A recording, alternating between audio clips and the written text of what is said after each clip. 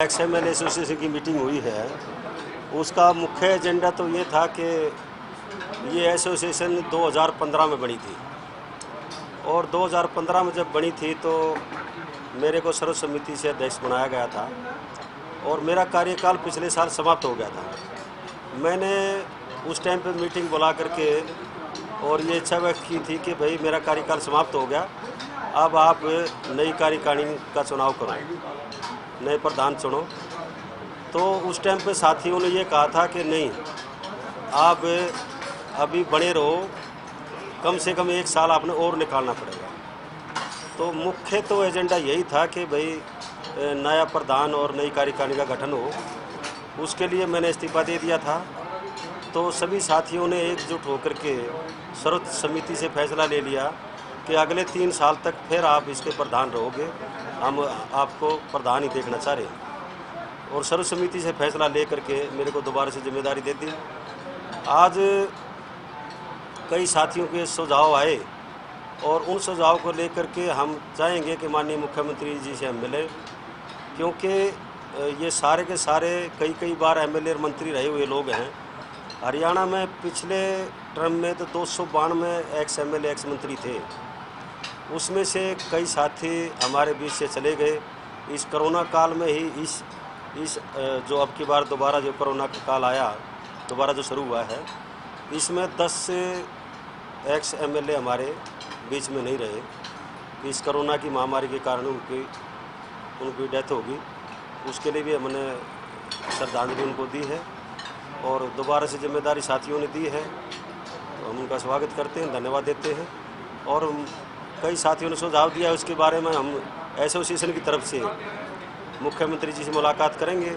अगर 20 तारीख से पहले उन्होंने समय दिया तो 20 तारीख से पहले मिलेंगे, नहीं तो अधिवेशन के दौरान माननीय मुख्यमंत्री जी से मिल करके, क्योंकि ये सभी पार्टियों के लोग हैं इसमें और कई बार ये मंत्री एमएलए रहे हैं, तो इनका तजर्बा भी बहुत अच्छा है, तजर्बा बहुत बड़ा तजर्बा है।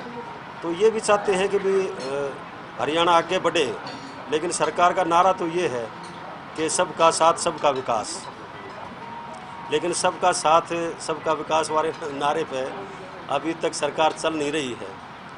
तो हम माननीय मुख्यमंत्री जी को मिल कर के कहेंगे कि हरियाणा में ऐसा एक कानून बनाया जाए कि सरकार कोई भी हो, हर डिस्ट्रिक्ट हेडक्वार्टर पर जो ग्रीवेंसेस कमेटी की मीटिंग हर महीने होया करती है, उस ग्रीवेंसेस कमेटी का एक मेंबर पूर्व विधायक भी होना चाहिए। उस ज़िले में जितने एक्स एमएलए हों, वे उस ग्रीवेंसेस कमेटी के मेंबर होने चाहिए, ताकि लोग सरकार के लोगों के पास जब जाते हैं तो उनकी जब सुनवाई नहीं होती तो फिर वो अपोजिशन के लोगों के पास आते हैं।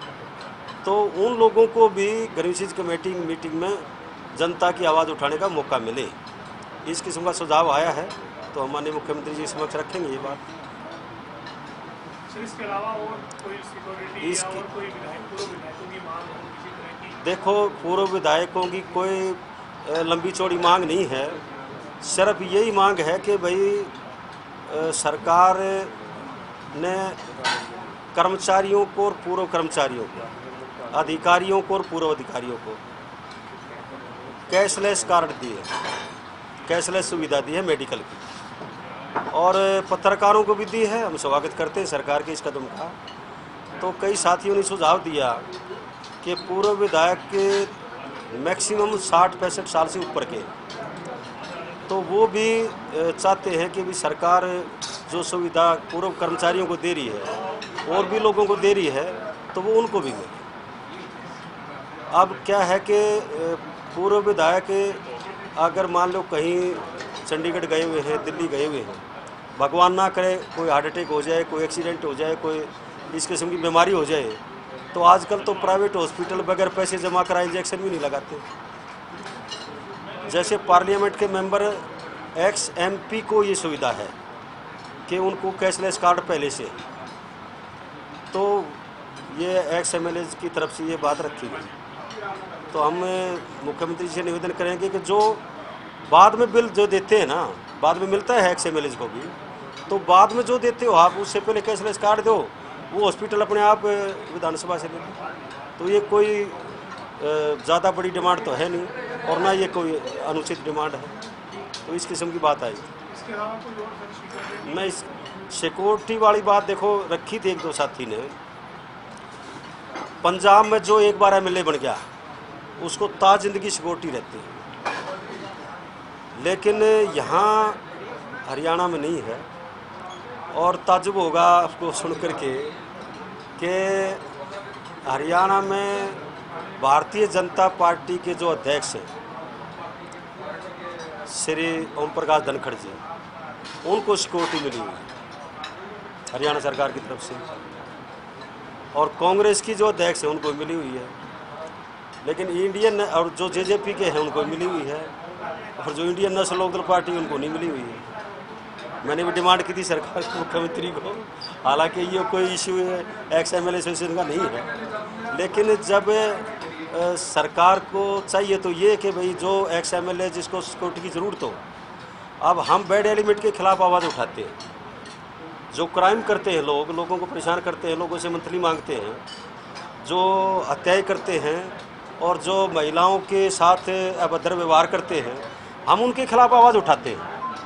तो वो जो बैड एलिमेंट है वो हमारे ऊपर भी जानलेवा हमला कर सकता है, लेकिन हमारे को मांगने के बावजूद भी सिक्योरिटी सरकार दे नहीं रही। ये मांग रखेंगे आप कि जो जिसको जरूरत हो उसको दी जाए? ये मांग भी हम रखेंगे कि जिसको ज़रूरत हो उसको दी जाए, लेकिन ये सरकार की मर्जी पे होता है, आप सबको पता है। ठीक है, लेकिन आपकी तो हेडर की बात नहीं, मैं की थी पिछले साल है कि भाई मैं इंडियन नेशनल लोकदल पार्टी प्रदेश का अध्यक्ष हूँ, और ये सारी बातें रखी थी, हम बैड एलिमेंट के खिलाफ आवाज़ उठाते हैं तो हमारे को भी सिक्योरिटी दी जाए। लेकिन सरकार ने ये कहा कि मुख्यमंत्री जी ने कहा कि आप एडिशनल डीजीपी वो थे यादव साहब, उनसे आप मिलो। मैंने मिल करके उनको लेटर दिया था, लिख करके एप्लीकेशन दी थी। अब सरकार ने नीचे से रिपोर्ट मंगाई कि इनको कोई खतरा नहीं है।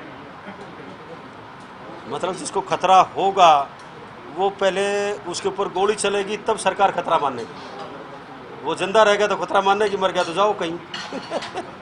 तो ये इनकी अपना सोच है।